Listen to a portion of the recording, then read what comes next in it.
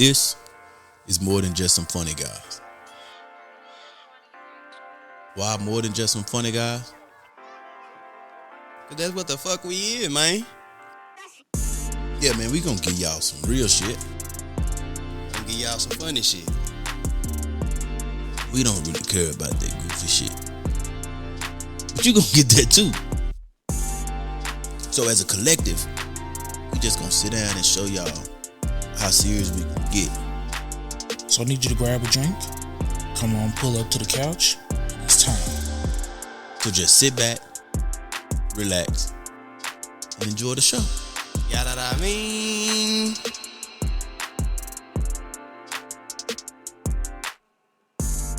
It's your girl Scarlett, and y'all are now listening to More Than Just Some Funny Guys. What's up, world? We back with another episode of More Than Just Some Funny Guys. It's your boy Murphy Rashad, and I'm here with my co-host. Yo, it's me, Chadwick. What's going on? Yeah, Big Chad. Or not Big Chad, I'm sorry, y'all. Hey, my man do not want to be called Big Chad, so we gonna stop that. Yeah, but the only reason why, because I feel like, especially where we from, like it's a lot of people named Big Chad, so to keep myself out of those, like. I got you. You don't want to be a car salesman. We get it. You don't want to be a car salesman, man. I mean, I ain't want to say it like that, but it's. You don't want to get people off their feet and in the streets, off them rubber wheels. Look, man, listen. I don't know, going forward, like, especially if I'm venturing in entertainment, I would much rather go by my own name and keep it that way. Hey, look, man, I wholeheartedly agree, brother. So shit, man, how your week been? You know what?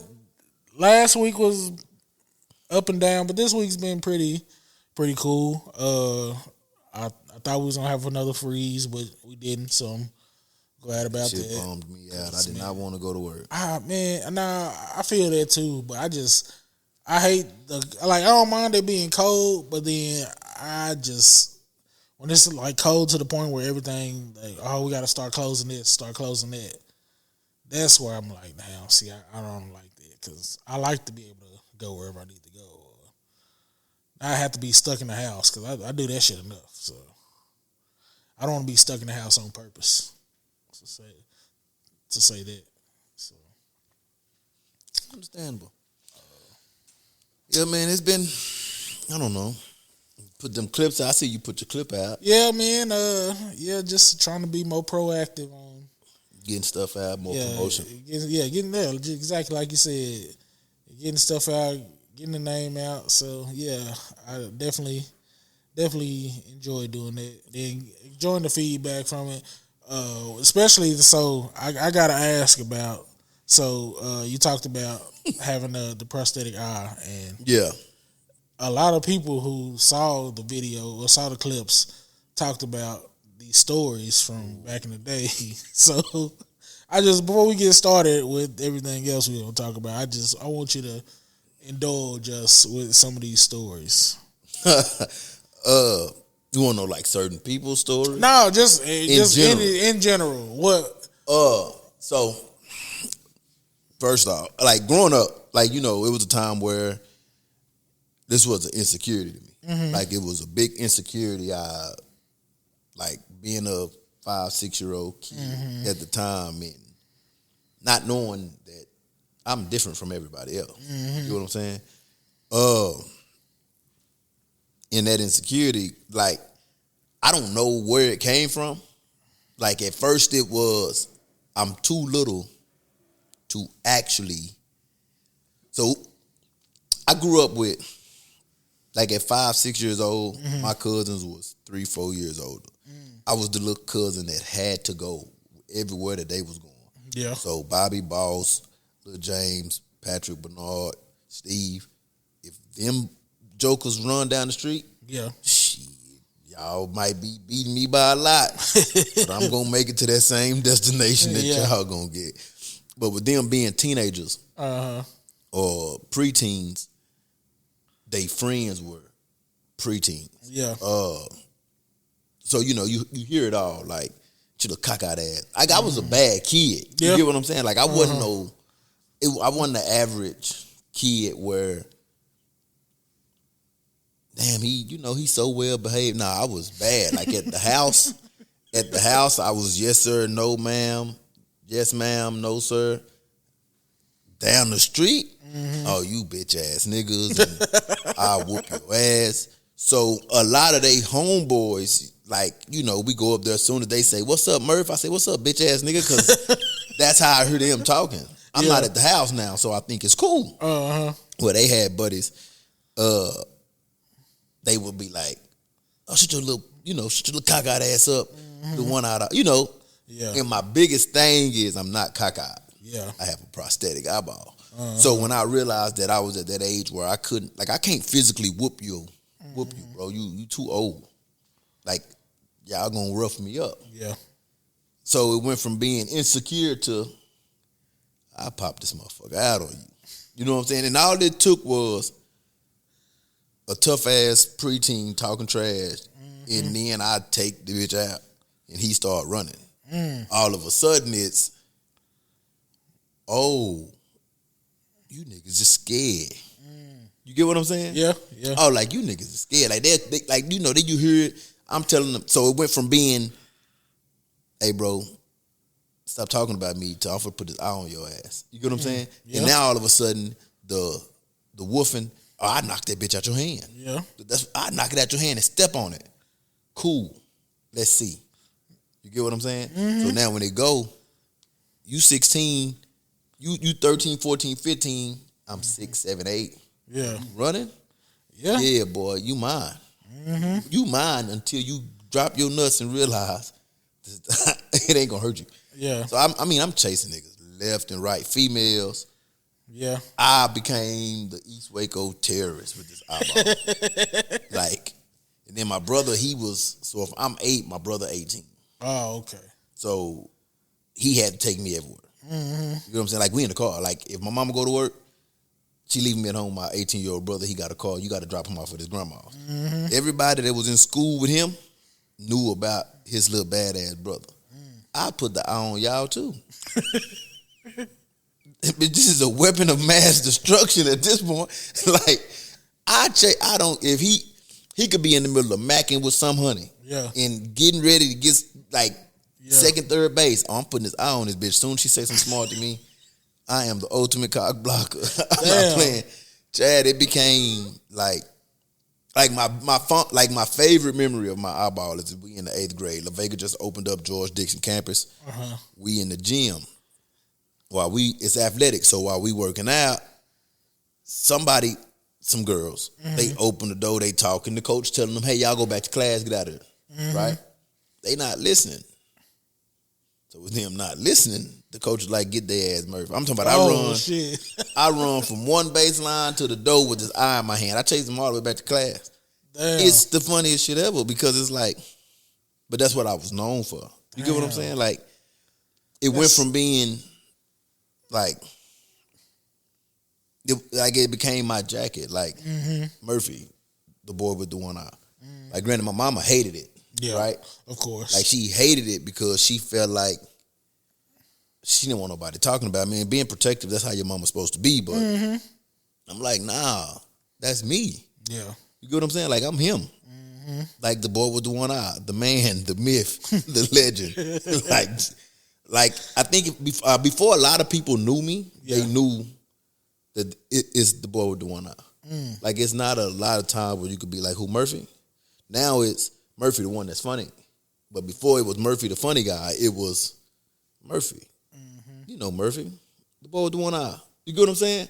Yeah. So, I just embraced something that a lot of people would find as an insecurity, man. I just ran with it. Yeah. Damn, that's dope. Like you said, you had an insecurity, but you used it for your own betterment. And I'm glad Chad, I'm glad you asked me that because I dropped that clip, and a lot of people, like, I don't want people to think that I dropped that clip because I was looking for an emotional,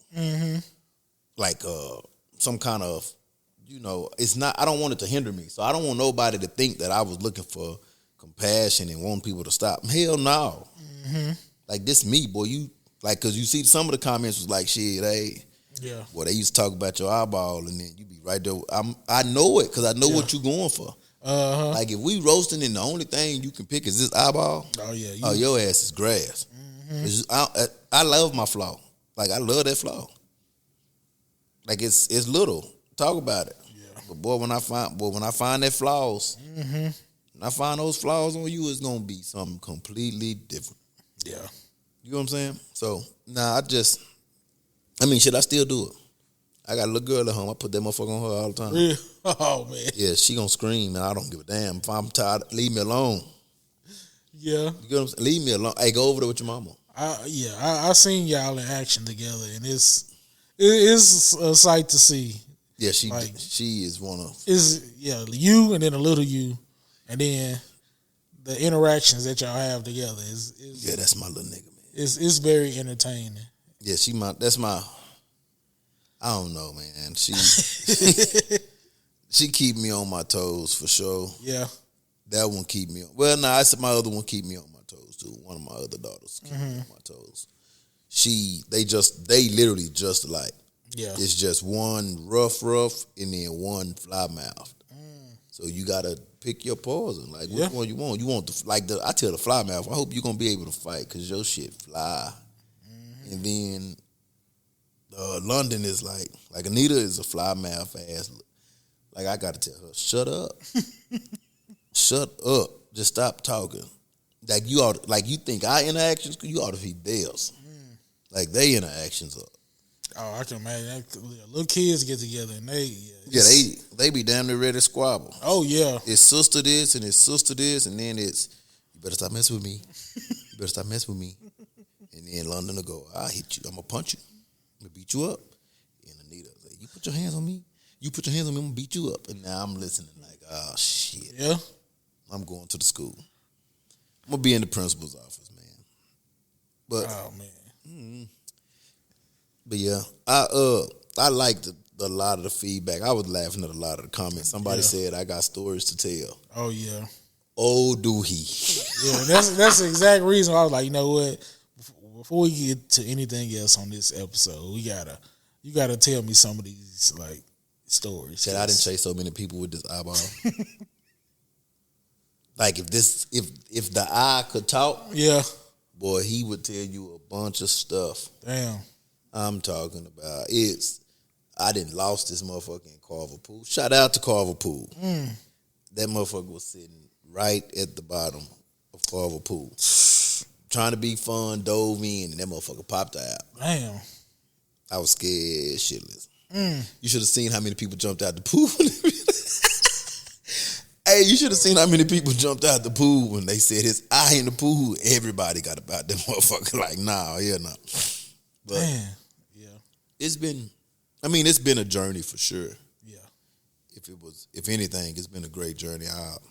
I wouldn't trade it for the world. Like a lot of people ask me, would you ever get your eyeball replaced? No, this is who I am. This is what makes me who I am. Like, yeah. Like, I don't know. Like, it's fun to me. Like, it's fun to be like, people be like, can you still take your eyeball out? Yes. Yeah. Just thought it grew back. You know what I'm saying? Like, people ask you, it's the perks of living with one eye. Yeah. You know what I'm saying? Like, a lot of people be like, you still can take it out? Like, no. Like, that motherfucker grew back. You know what I'm saying? Like, yeah, it grew back. Y'all didn't know it could grow back? It's like a snake's tail. Like, people ask the dumbest stuff in the world, fool. Like, and then they'll be like, I didn't know you had one eye. I thought it was just lazy. Bitch, like, you gonna try me? Like, you gonna try me right now? Like, you get what I'm saying? Like, I love it though, man. Yeah. Yeah, that's it. Do you want to know anything else about the eyeball? Oh man, no, that right there is good enough for me because I can imagine just being the person seeing it or being the person on the other end of like like okay, you fuck, okay, watch this. And Yeah, and that was the mindset. Like I could be the one to I could take the pain, and I can be soft and sit in that corner, or I can inflict pain. Yeah, and me chasing you, you might trip and fall. Hey, it ain't funny no more. Yeah, you know what I'm saying? It's funny to me, but it wasn't funny when you. I might not catch you. You get what I'm saying? I might not catch you at all, but guess what? You gonna remember. Yeah. Next time you come, you ain't gonna say nothing. And if you do, guess what I'm gonna do? Chase your ass again. I chase your ass every day till you're not scared of it no more. Oh man. And it ain't fun. Yeah. But I don't know. How do you feel about podcasting? For me, podcasting always was like I always liked, even like when I first like started hearing about podcasts, and I was like, "Wow, damn, what's a podcast?" And then you listen to it, and it's just people behind the mic just telling whether they telling stories about the career they used to have or what they do for a living, anything like that. And I was always interested in it, and then got to the point where I was like, damn, I want to do that for myself. And really, really and truly, when I started doing Chillin' with Chad, that was because I was like super, super depressed. Super, super depressed. Me and my wife at the time, we had split up, and everything was all brand new to me. So I was just sitting in my apartment all alone. Man, you know what? Man, I got my microphone sitting right here. I got this. I know how to get this app to do your own podcast. Fuck it. Push record and just start talking. That's so great. And it elevated on to start working with A-Ray, and then Chillin' with Chad, and then Two Dads and One Chad, and then back to Chillin' with Chad. So yeah, it's been a process the past few years, but I enjoy it. It's one of the things, like, even on my worst days, like, if I can get here and sit behind the microphone and just start talking about whatever, I'll feel good after that. It's therapeutic to you. For sure. It's all right. Yeah, I don't. You wanna know how I got into a podcast? How? I got tired of people. like it's benefits to have a podcast. You get what I'm saying? Like, if you are in it for the right reason, your fan base will grow, and you could tell. Like, what I hate most about podcasting is the fact that a lot of people, like, it gives anybody any platform to speak on. Yeah. Like, you can speak on whatever topic you want about how you feel, rather than actually, but you don't, let me word this. You can speak on any topic that you want. Yeah. Now, granted, it's a free country. Anybody can speak on any topic that they want. Yeah. But I hate podcasters that feel like having a podcast gives you a platform to be the person that you want to be. That you knew in your heart you couldn't be. Yeah. And I said, like, I'm looking forward, like, some people never played sports, or this, like, not in shape, and was never that athlete, never got that opportunity, but feel like them having a podcast gives them the authority to speak on somebody that played the sport only because you got a podcast, and that's what your podcast is about, sports. Now, granted, you like sports, but you can't get out there and talk about another person's ability because you feel like you want to. Yeah. Because just because you got up that day, like, you know what? I'm gonna talk about this on the show. I don't have no history doing it. No, I don't know. I can't think of the word I'm trying to say, but just because, and then I don't like the way you do it, so I'm gonna talk about the way you do it. And then, and just because I don't like the way you do it, my way is right. Yeah, you get what I'm saying? Like that's the society. Yeah, you should be doing it how I want you to do it instead of how you doing it. So to me, it's like another thing with podcasting that kills me is the fact that social media is involved. Because you have people that use their Facebook statuses to post bull crap all day long. And it's trash. But you're doing it all to promote your podcast, or you're trying to get activity on your status so that you could get your monetary value. Yeah. But just because you feel like, you get what I'm saying? Mm-hmm. Like it's trash to me. Like I like podcasting, but I hate what it creates out of people. Yeah, because like I said, I I'll listen to podcasts all day, especially if it's something that I'm interested in, or like whether it be sports or movies, video games, anything like that. I'll sit there and listen to it. But some of these podcasts that be out there, they just be on there just talking about nothing. Or they focus on negative aspects of certain things. Like it's like some of these podcasts out there I hate is these, they call them like red pill podcasts, or what they just like women bashing. Yeah. Or some of them they be man bashing. Like they strictly going out to just talk down on the other sex, and they way is right. No matter what you're doing with yourself, it's always wrong. I cannot stand those type of podcasts. But it's also like, so when you look at it, it's also that like you have to like, we get it. Like you have to find something that's gonna draw in a crowd. And like, to speak on people bashing women, it's a lot of men that are in their mind, they are the supreme man. Yeah. To where you want to live in a world where a woman can't have any say so. Prime example, when we look at this election that just happened. Yeah. Right? You have a racist, what people call them.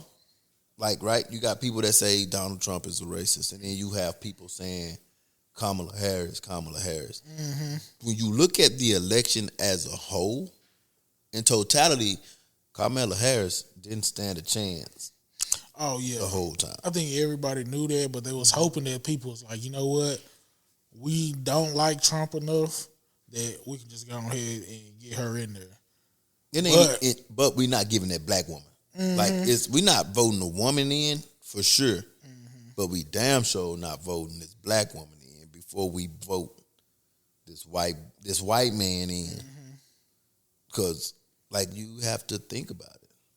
Yeah. You get what I'm saying? And that's the world. Like, you have a lot of like that podcast probably do numbers because of the amount of males that's willing to listen to it away from their wife and oh yeah, feel like they're a dominant male because that's what they want to be. In all honesty, they may not even be that at home. Yeah, oh yeah, exactly. You get That's what I'm saying? They might not even be that at all. They may be the one that their wife telling them what to do all the time, but yeah, their wife walk around with the remote in her bra. And as soon as they get a free chance, they turn on their podcast and get to let everything that's in their mind out, because they can't say it at home because shit, their wife might be whooping their ass. So, exactly. And it's wrong because you give people, like, outside of this whole world, like, to the listeners that like us, they might say Murph and Chad or this and that and this. Outside of this, like, we might be two totally different people from what we are on the show. Yeah. You get what I'm saying? Like, I'm comfortable here. Yeah. But I shouldn't use my platform to give somebody some advice that I wouldn't even take. Yeah, exactly. You get what I'm saying? Exactly. And a lot of people are giving the advice, but they wouldn't even take their own advice in that situation. Like a podcast I really like is like, I love $1 Million Worth of Game. Yeah. Oh yeah. Absolutely. Definitely. That's definitely one of my favorites too. Yeah, I love $1 Million Worth of Game. Like, I believe that, like, it complements like everything that a young black man growing up in the inner city should want to strive for. Yeah. Like, you got Wallow did 20-some years in the pen. Mm-hmm. Gilly came up in the streets, lost his son. They speak on all that. They can give you game. Yeah. They don't step out of their lane and try to tell anybody, hey, go do this. Yeah. Hey, go do that. You get what I'm saying? They stay in their lane. Like, that's what make them so successful. Yeah. And then you have Academic. Oh yeah. Academic is a nerd. You get what I'm saying? Like, wholeheartedly a nerd. But you get on here and you speak on stuff to make you seem tough. Yeah. Because that's what you want to be in real life. And I want that, man, I feel like he's one of the luckiest dudes that is out there because he built his whole platform on just talking shit. And I'm very surprised that somebody really ain't Tried to get him. tried to get him. Because You can't get nobody that don't go nowhere. that's true. That is true too. Yeah, if you never out in the streets, I ain't gonna never run into Yeah, you. like, and that's what it is. That's what it come to. Like, you got a lot of people that's like a lot of the stuff that's going on these days, I feel like have to do with social media and podcasts because on the microphone I can be whoever. Like, when I come in here and I hit record, I can be whoever I want to be. Yeah. I don't have to live that life outside of this room if I don't want to live that life outside of this room. Yeah. You get what I'm saying? Like, I can be the biggest gangster in America if I wanted to be on this platform. I could tell you, like, this is what you got to do to get drugs, yada, yada, yada. Yeah. And somebody that's infatuated with that might take that and run with it. We might blow up. Yeah. You get what I'm saying? And every day I get up and go to the post office and run mail. Yeah. They won't know that, though. Yeah. They not going to know, hey, my favorite podcast is a mailman. Mm-hmm. You know what I'm saying? If I get on the I'm putting them packs in the mail, dropping them off, niggas gonna think, shit, hey, he the dope man. I can be that on this platform. You get what I'm saying? Yeah. I can do that. It's kind of like I can build a character, and soon as somebody like my character, I can say, shit, this is who I'm gonna be. You get what I'm saying? No, Chad ain't gangster enough for me. Yeah. You get what I'm saying? Chad ain't gangster enough. Yeah. But it's like, I just feel like if you're gonna take the platform of having a podcast, like, you have to be you. Yeah. Like, you have to be authentic because somebody's gonna take a liking to you, and they gonna like you for who they are. So, for who you are. So what happens when you blow up and then you walking down the street and somebody is looking to meet the person behind the microphone? They gonna want to see that persona that they hear all the time. Yeah. And Like, if you're not there, then what you gonna do? yeah. Because it reminds me of Plies.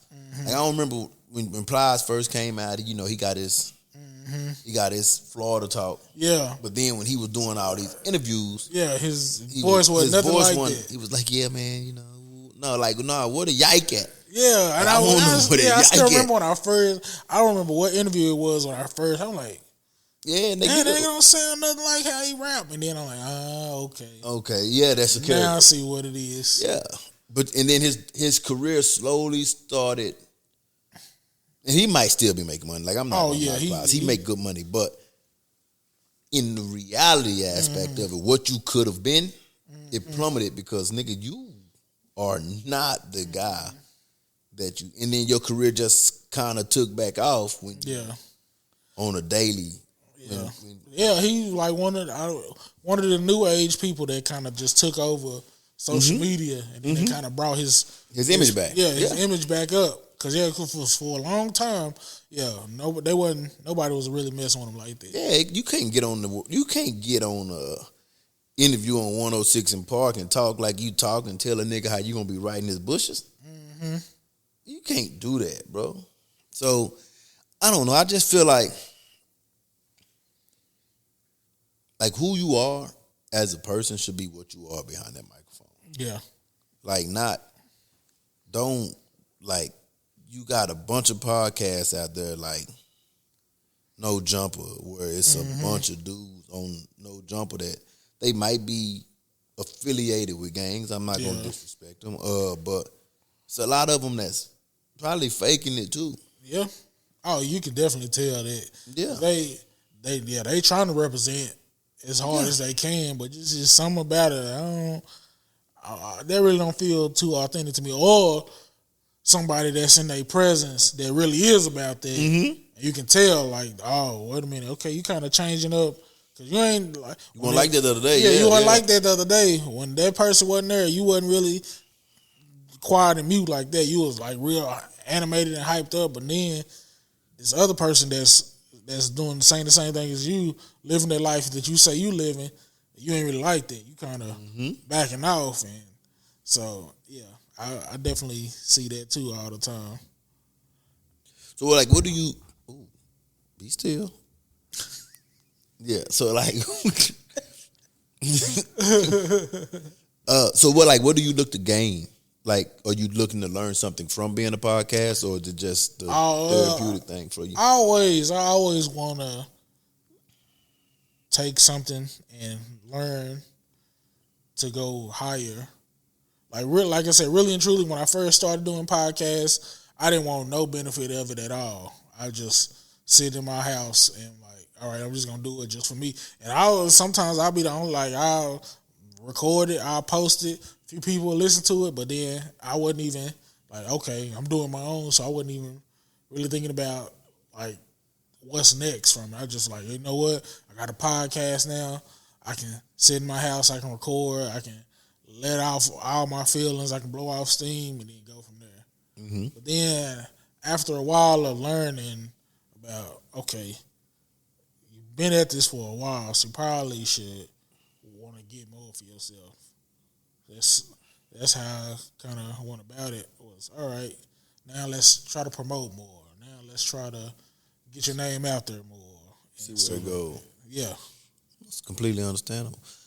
Did you so like, can you tell the people like what was Kicking It with Chad?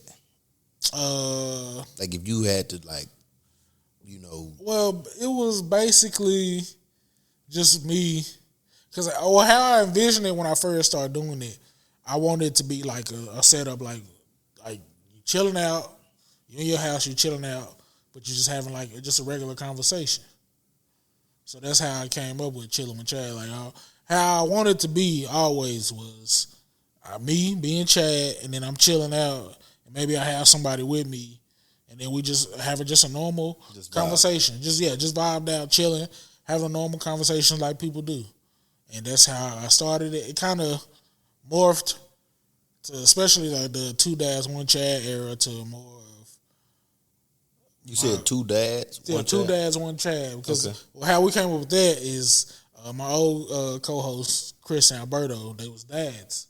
They had kids. Alberto, the little Hispanic dude from Jimmy Jones, the funny cat, right? Okay, yeah, I like him. They was dads. They had kids. And I'm Chad.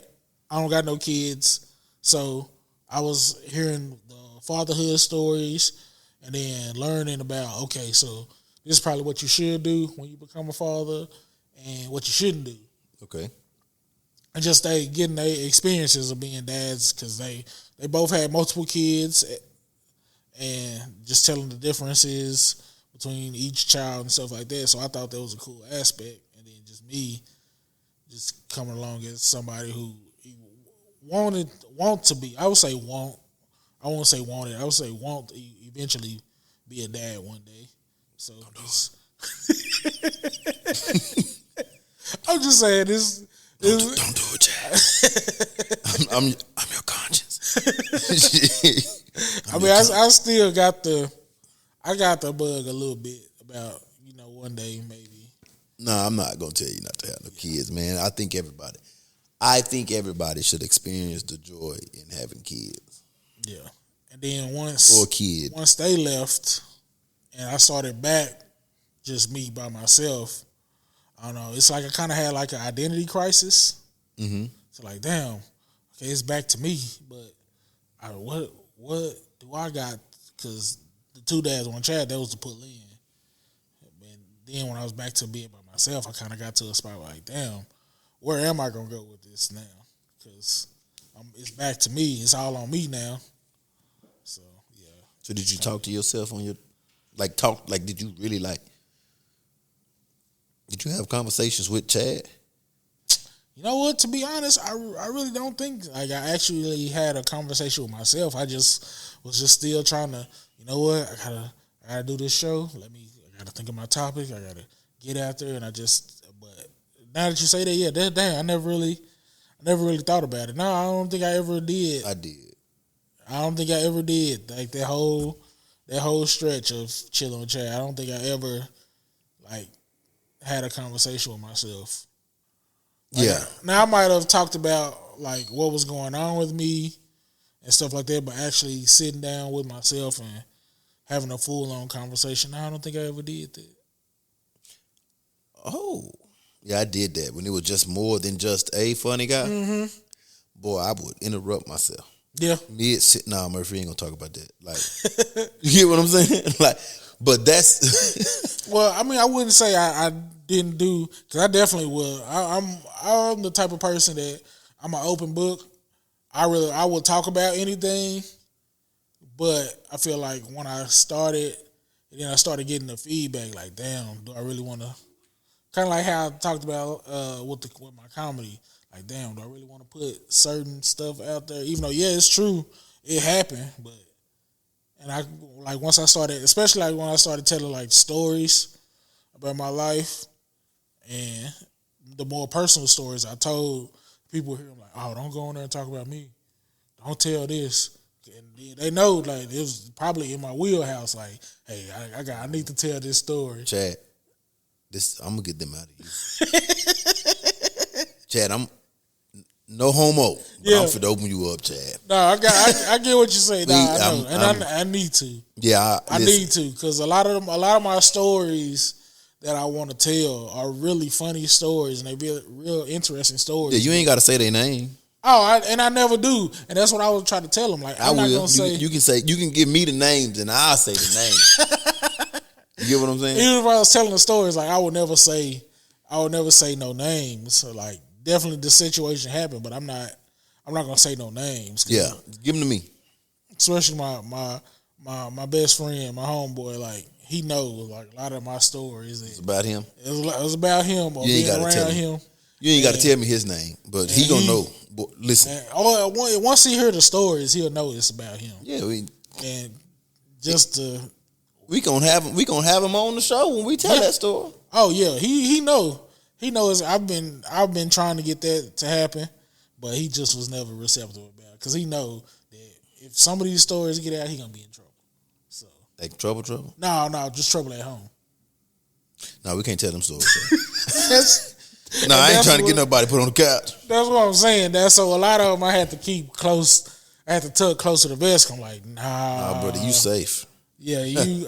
I can't do you like that, big homie. Now some of them, yeah. I could definitely tell some stories, but the more entertaining stories, I gotta hold on to them. I can't put them. Now on stage is different, because I can tell them stories, because they might not hear it. They'll hear it one time but may not hear it again. So, but once it's on record, that's gonna always be out there. But you cleaned that up good once it's on record. I like that. I like that. Because my dumb ass would have kept talking once it's on record. You know what I'm saying? I would have kept going. That's just for me being an overthinker. A lot of times while I'm saying it, I'm thinking it. Mm-hmm. So if I mess up the word, I'm trying to quickly fix it before somebody else fixes it. Yeah, all the time. Yeah.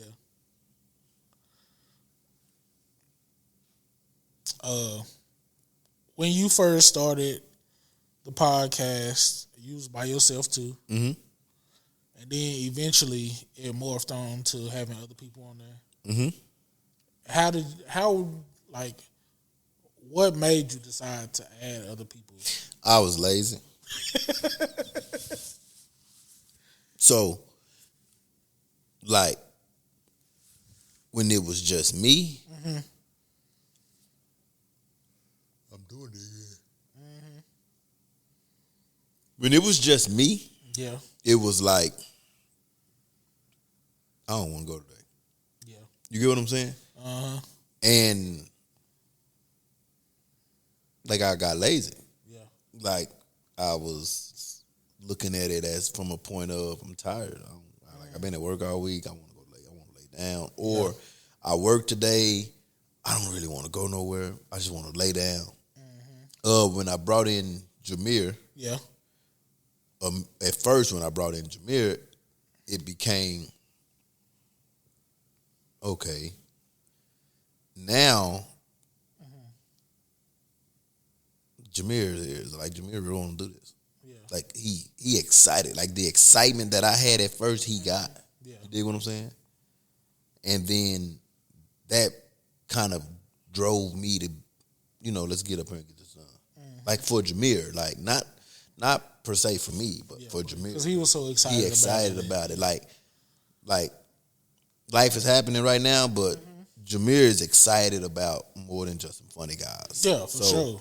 And that's just me. So like whenever I get, but a lot of it also had to do with not that I was just lazy, but I also was in a slump to where I was probably to myself felt like Murph, you right there with this comedy shit. Like you right there with those videos. You right there. All you got to do is keep going. Then, incidents happen, and all of a sudden I fall into this black hole in the earth where I just don't really want to be bothered. I don't want to go nowhere. I just want to, work, go home, kick it with myself. Like I had to find me again. Yeah. You dig what I'm saying? So finding then when I did resurface, I don't know if you noticed it in the beginning when we started linking up here, it was always, nah, Ray, give it to this person. Nah, because a lot of people don't know this, but my biggest critic is myself, and I think my second biggest critic, and he may be running neck and neck with me, is Austin Nunn. Yeah. You get what I'm saying? Like I give that man a lot of respect because even when I was in that black hole, when the funny shit wasn't popping out no more, when I didn't want to make nobody laugh, he'll call me out the blue and be like, boy, you ain't doing nothing. You know what I'm saying? What you gonna do next? What you gonna do next? And I'm saying, man, in my mind, I don't know. You get what I'm saying? But he he could have said nah. Yeah. You get what I'm saying? Like, nah, I'm not fooling with Murph no more. You get what I'm saying? Then when he threw the Waco Awards, he called, mind you, I ain't done nothing. Yeah. I ain't done nothing. But just him saying, hey, bro, I want you to host these. Okay. You get what I'm saying? That's, all right, I do it. But I was in a routine of saying, okay, I do it. I had become so accustomed to not just saying, oh, I'll be there and not showing up. I'll be there and not show up. So when I started doing it by myself, I was like, okay, cool. You know what I'm saying? But then I'm looking for a reason in my mind to be like, I just ain't gonna go today. Yeah. I just ain't gonna go today. And then it just started piling up. I brought in Jameer.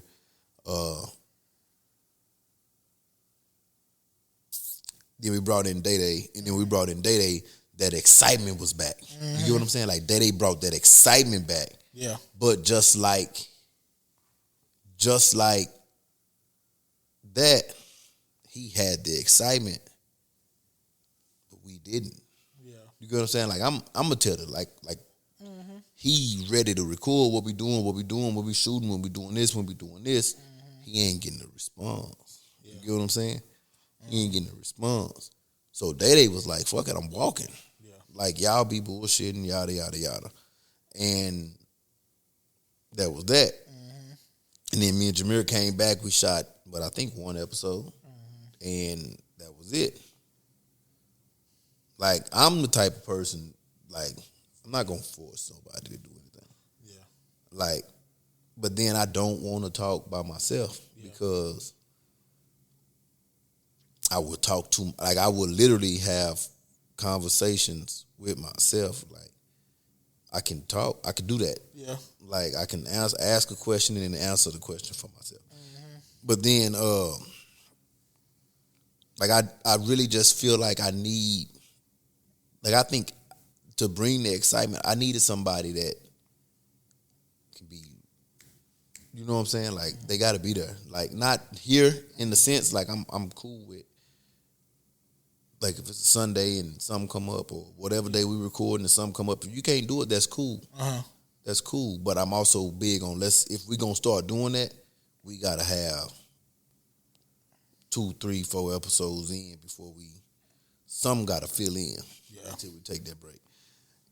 But it's just that, like, I mean, when I started this shit, I didn't think I was gonna do it. And I'm slowly like, you know, like posting that clip the other day, you know, it felt good because it's like, I just want to know, like, you know, it's them people still there. You know what I'm saying? Like, like I don't post.